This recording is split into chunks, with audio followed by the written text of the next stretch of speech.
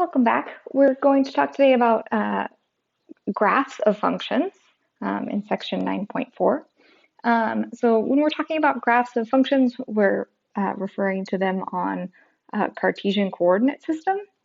And the Cartesian coordinate system refers to this representation of the Cartesian product in a plane.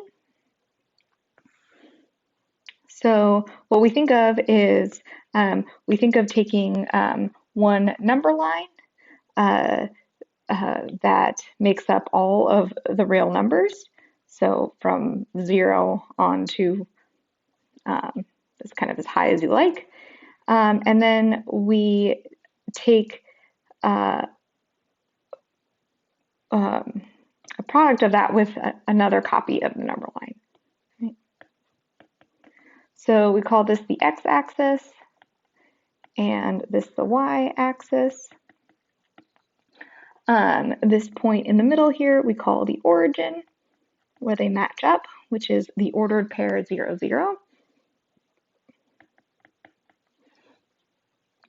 And any point on the plane we can identify by identifying the x value that it corresponds to and the y value that it corresponds to. So this is the point x comma y.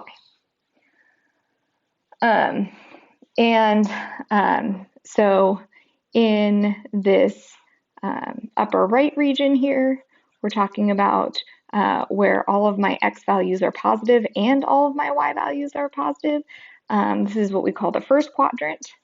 To the left here, we call this the second quadrant. That's where my x values are negative and my y values are still positive. In the third quadrant, both x and y are negative. And in this fourth quadrant here, the x values will be positive, but the y values will be negative. And yeah, so this is our Cartesian plane. And so what we want to do is we want to be able to graph different types of functions on this plane. They will help us, it will help us kind of like understand, better understand these functions. It's a way to represent them. So one type of function that we've probably seen pretty often is our linear function. And it has this form f of x equals ax plus b, where we refer to a as the slope and b is the y-intercept. So an example of a linear function is given to us through this scenario. So we have a salesperson. They have a monthly salary of $1,200 plus a 5% commission on sales. So we can think of this person's earnings as a function of how much they have sold, or a function of their sales. So for instance, if they sell $1,000 worth of product, well, they have, their earnings are of course the original $1,200 plus that 5% commission. So that should be $1,250. If they sell $2,000 worth of merchandise, they should get $1,300. If they sell $3,000, they again still start off with that $1,200 of salary plus now $150 of commission, so that's $1,350, and we can kind of continue this trend. And if they sell $4,000, they get $1,400 with salary and commission. And then if they sell $5,000 in sales, they get $1,450 in earnings. Okay, so we can graph this function by plotting points on a Cartesian plane. So here we can see my x-axis is the amount that's sold, and it's in thousands of dollars. So when I sell $1,000, I know I make 150. That's what this order pair tells me. When I sell $2,000 worth of stuff, I know that I should make 1,300. When I sell $3,000, I should get 1,350, and so on, right? And if we connect these dots, we see that we get a nice linear function. And putting this function into, so this is like a graph representation of the function. So we have a table representation and a graph representation of the function. We can put it into an equation, and this equation would be, we have $1,200 of the flat salary each month, and then it's going to be, so the sales times 0.05.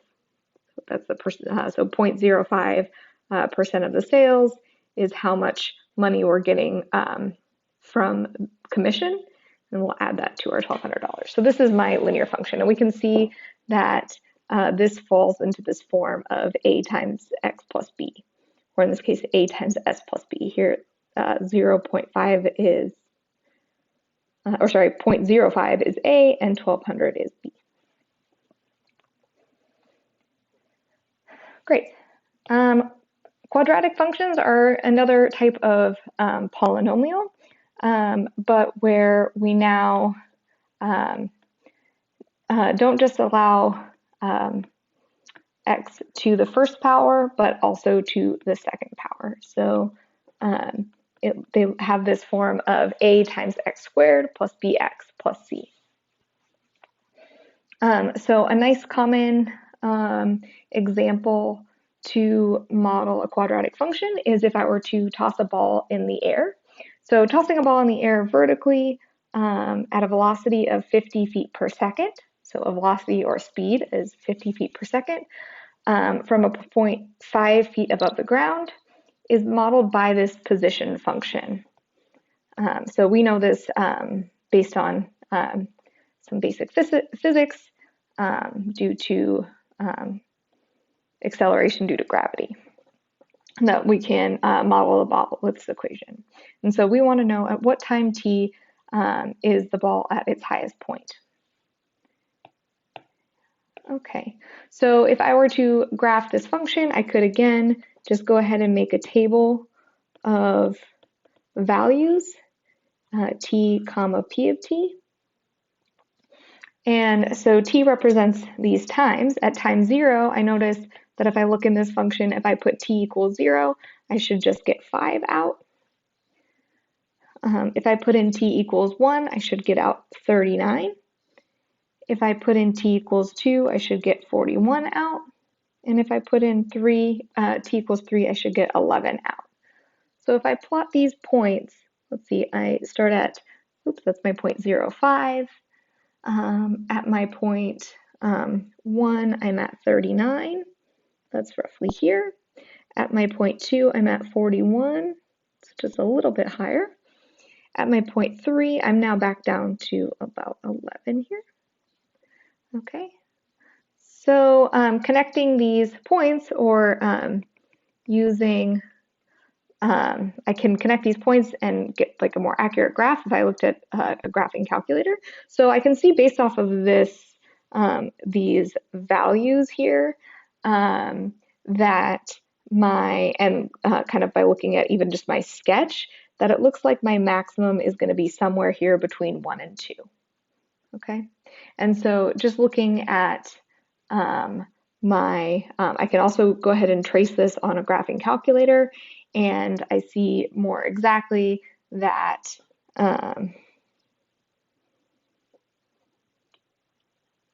my highest point is going to be when t is 1.5578 or something like that, and the height is 44.062, something like that. Great. So at what time t do we hit this maximum height? It's about 1.5 seconds or 1.6 seconds, somewhere in there. Okay, so exponential functions are something we talked about briefly last time. We talked about exponential growth. And when we talk about exponential growth, what we're saying is basically that we can use an exponential function to model it. So another common example of exponential growth is seen with compound interest. And an exponential function is just a function of this form. F of x is some constant. Here, a is some sort of constant, and the variable is now the the exponent. So it's a to the x. So here we can see this in compound interest. So we'll assume p is some sort of compound, or sorry, some sort of constant. And so p we usually call our principal, or if we're thinking about this as like an investment, that we put in maybe some some chunk of money, and then it would grow at some rate r, and it would be compounded every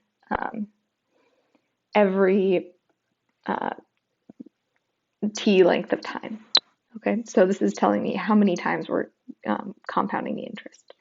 So looking at an example, we want to know how long does it take to double your money when your interest rate is 6% compounded annually.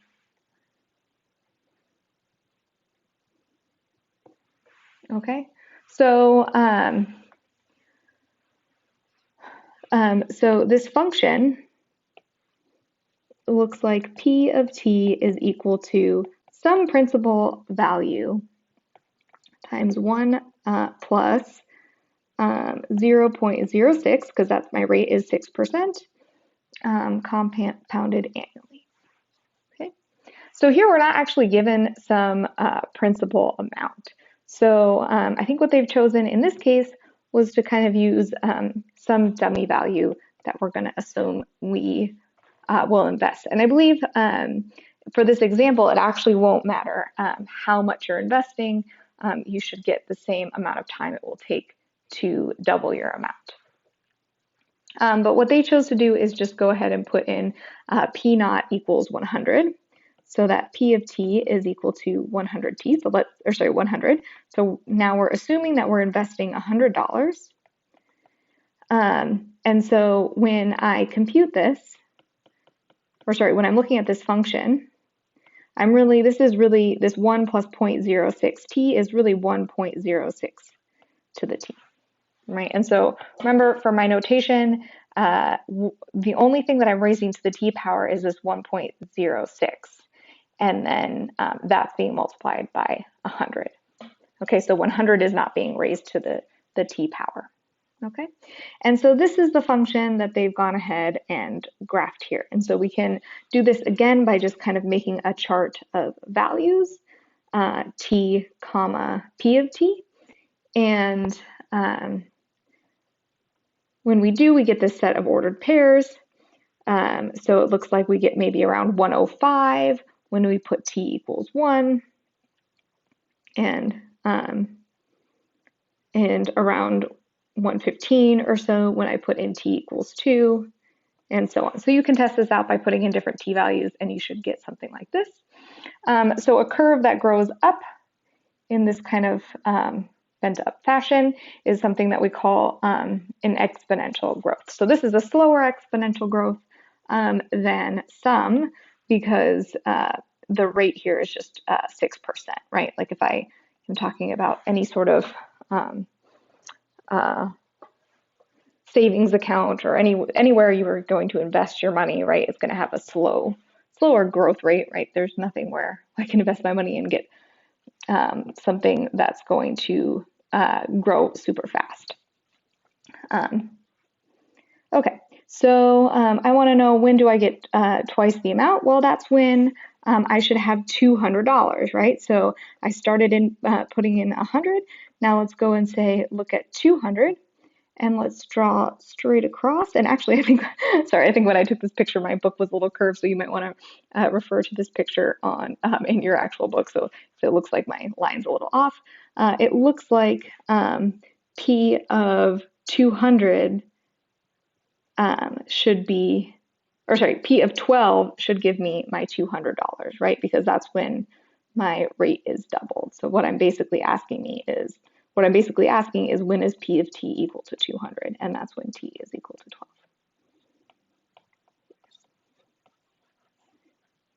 Okay, great.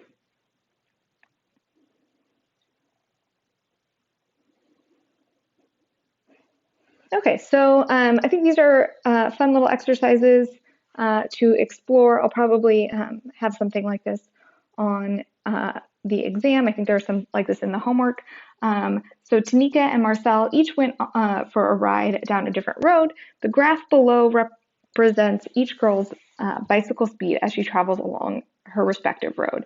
Describe the possible roads and or biking scenarios that would correspond to these graphs. Okay, so we have Tanika's graph, looks like this, and Marcel's graph looks like this. So we don't have to describe these functions in terms of any, like explicitly in terms of any equation. We just want to say, describe what Tanika and Marcel's bike rides look like that would result in these graphs. Okay, so let's look at Tanika. So the first thing we want to do when we're looking at these graphs is we want to make sure we understand what the axes are saying. So this x-axis that we're starting with is the time from the start, right? So this is time, right? So here is where Tanika started at time t0, and this is time since she started. And then this axis is speed. It doesn't tell us any units, so we are just going to understand the speed relative to kind of where she started. And the same axes are given to us for Marcel. Okay, so basically, notice that when Tanika starts, she starts at a stop, right? She doesn't jump on the bike and immediately start moving 100 miles an hour, right? So she starts at a stop, and notice her speed increases because this is our speed. This is not distance, right? My speed is increasing the entire time. Okay, so it makes sense that her speed would increase to start off with. She's got to go from 0 and start moving, right? But it increases the entire time. So so that means even after she's been cycling for, I don't know, maybe a few minutes, maybe an hour, it's hard to say, there's no units here, she is still going faster and faster, right? So that suggests to me that maybe she's going down a little hill. And she's going faster all the time, but it sort of tapers off here. It flattens a little bit as we go on. So what's happening with this hill that she might be going down, right? So the curve is going up, but that's representing her speed. So it means that she's probably going down that hill. It means that it might be kind of flattening out to a basin or something like that. So she's going more of closer to a constant speed at the end. So that maybe would be one way I might describe what's happening with Tanika. You might use something a little different. If I look at Marcel, something different is happening. So she starts off at 0, and she speeds up quite a bit. So it looks like now she also might be going downhill at the beginning, but and her hill looks pretty steep, right? Because she speeds up real fast, or maybe she's just gaining some traction, going real quick on a flat road, right? And going faster and faster and faster. And then all of a sudden, she starts slowing down. And so we want to think about, why is she slowing down, right? That's what this means. Her speed is decreasing. She's slowing down. Maybe she's slowing down because she's now going uphill, okay? It doesn't seem to me that she hit a traffic light because she never stopped. But maybe she's in a higher traffic zone all of a sudden. She's in a school zone or something like that. She's riding her bike, so she likely isn't breaking any laws, but she had to be a little bit careful going through campus or something like that, so she didn't hit a pedestrian on accident on her bike. So great. So those are a couple different scenarios that we could use to describe these trips. And that's what these types of questions are asking us to do. Okay. Moving on to a few more types of functions that we often see. One is, so we've talked about linear functions, we've talked about quadratic functions, which are powers of x squared.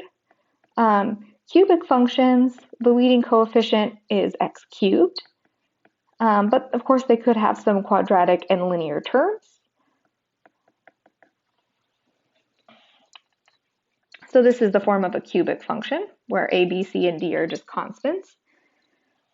So here's an example of something that might give us a cubic function. So I'll read out this whole example first. So a box is constructed out of a piece of cardboard that's 20 centimeters by 20 centimeters by cutting out square corners and folding up the sides. Estimate the maximum volume of such a box. So off to the left here, here's the image that they give us for representing this problem. So we started with this whole square piece of cardboard that was 20 by 20.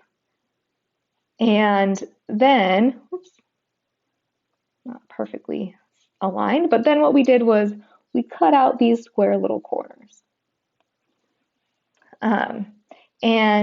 What they've labeled is they've labeled this piece of the corner as length C. Okay, so now from the corner, I have removed one length of, or from this side, I've removed one length of C and another length of C. So that gives me 20 minus 2C. I've also done that from this side here. I've removed one length of C and another length of C. So again, I get 20 minus 2C as the length of each of these sides, okay? Kind of the remaining sides, right? So that's telling me the length of the side of the box here. This is 20 minus 2C, okay? And so is this length, 20 minus 2C. And then this height should be the C that I folded up. Okay, so that's the picture that they're describing. Okay, and so we want to estimate the maximum volume of such a box. Okay, so remember the volume of a box or some sort of rectangular cube is going to be length times width times height. So the height here is C, and the length and the width are the same, right? They're 20 minus 2C. So this is my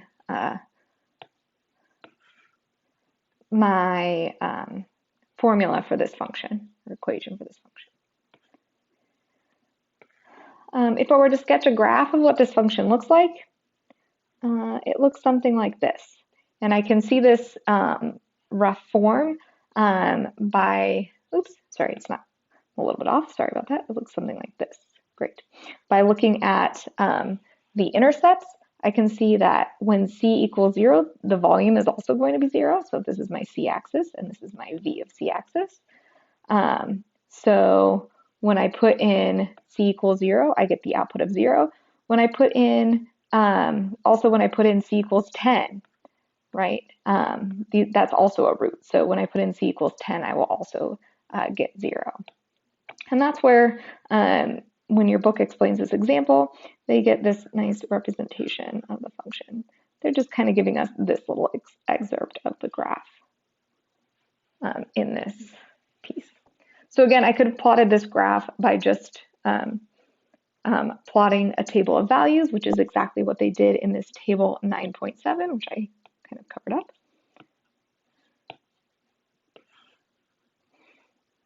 up.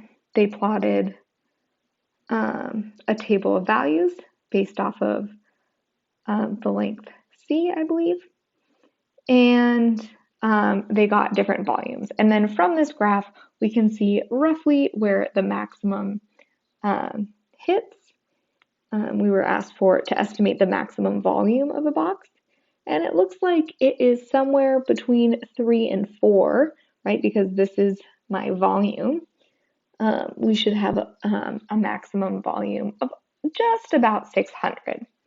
And I think what happens is if we look at between 3 and 4, if we look at V of 3.5, we get 3.5 times 13 times 13 if we plug that into our original function, which is about 592. And this was given to us in centimeters.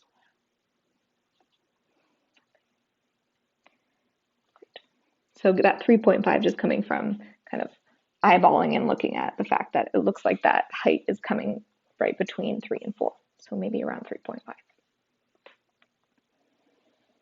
Okay, great. So one last little example of a function that comes up is a step function. And a step function is basically anything that kind of has roughly this form. So here these open circles mean that these points aren't included on the left, but these closed circles mean that those points are included on the right.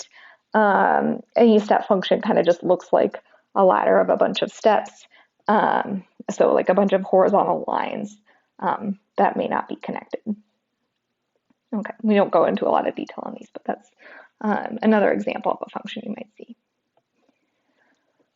Okay, I think one last little point to talk about with graphs here is the vertical line test. And the vertical line test is a test that tells me whether or not a graph is a function. So we can graph relations that are not functions. And so just because you see something in a graph form doesn't mean it's necessarily a function. So the vertical line test, a graph can represent a function if every vertical line that can be drawn intersects the graph at most once. So notice in this first graph, I have drawn a function because every single vertical line that I can draw through this function hits that blue curve only one time. Okay?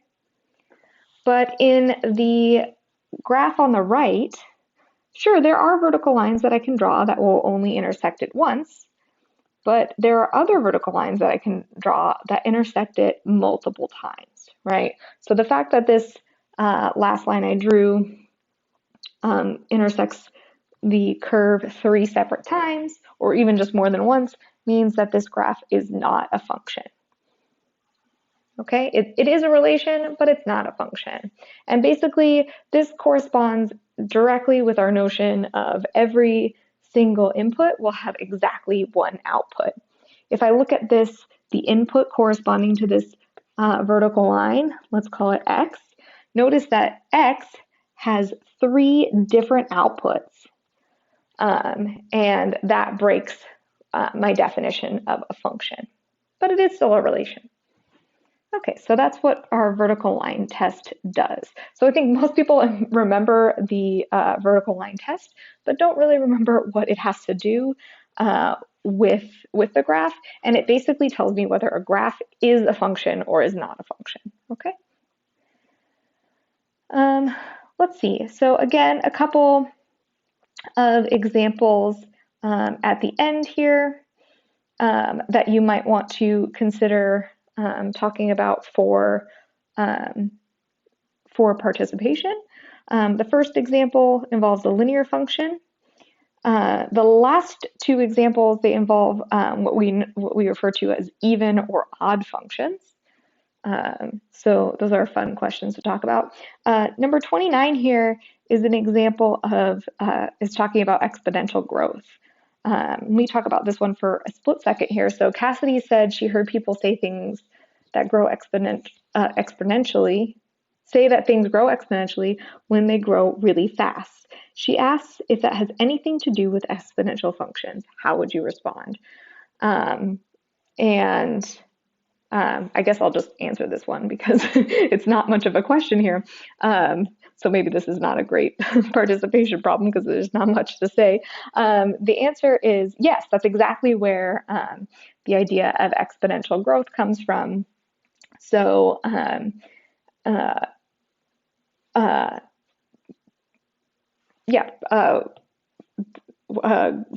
an exponential growth function has this shape.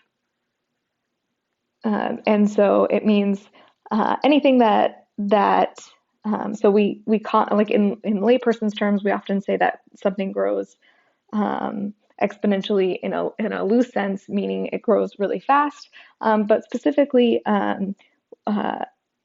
mathematically, we talk about this with regards to exponential functions, which do grow really fast. And that's where, again, that is where this comes from, this term. And so again, you'll see this phenomena in the media a lot now with regards to COVID-19 having exponential growth. And so it is good to have a good understanding of how these things work, because they do actually come up in real life, regardless of whether we want them to or not. Okay, well, I will see you next time. Bye-bye.